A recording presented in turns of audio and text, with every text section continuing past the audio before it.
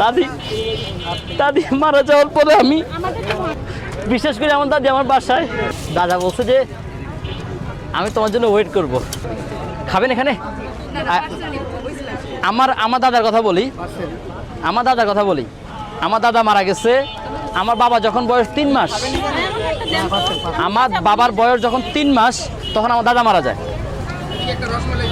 আমরা তো দেখি নাই আমার দাদাকে। আমার বাবাও বলতেও পারবে না যে আমার দাদা কেমন ছিল। মানে একটা সন্তান তার বাবা যে কেমন ছিল সেটাও জানে না, মানে আমার বাবা।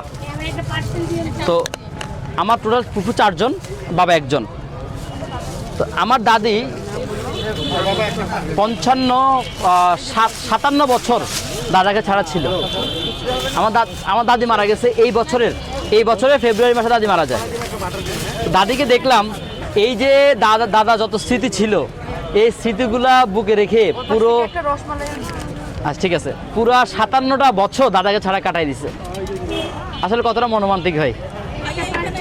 দাদি শুধু একটা কথাই বলতো, তোমার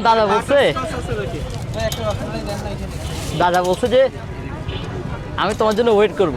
আসলে আমার দাদি আমাকে খুব ভালোবাসতো ভাই। আমার দাদি আমাকে অনেক ভালোবাসতো।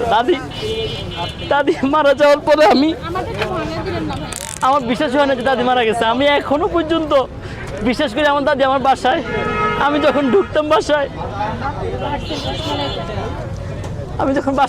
আমাকে বলতো যে বাবু আসছিস। আমার ডাকনাম কিন্তু বাবু আসছিস। তো আমার এখনো যখন আমি বাসায় ঢুকি আমার কিন্তু দাদির কথা মনে পড়ে।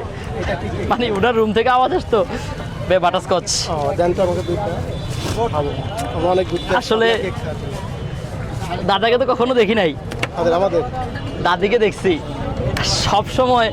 আমি তো বড় নাতি ছিলাম, কোথাও গেলে আমাকে নিয়ে যেত, যেখানে যাইতো আমাকে নিয়ে যেত। আমি একদম সাথে ছোটবেলা থেকেই বাটারস্কচ একদম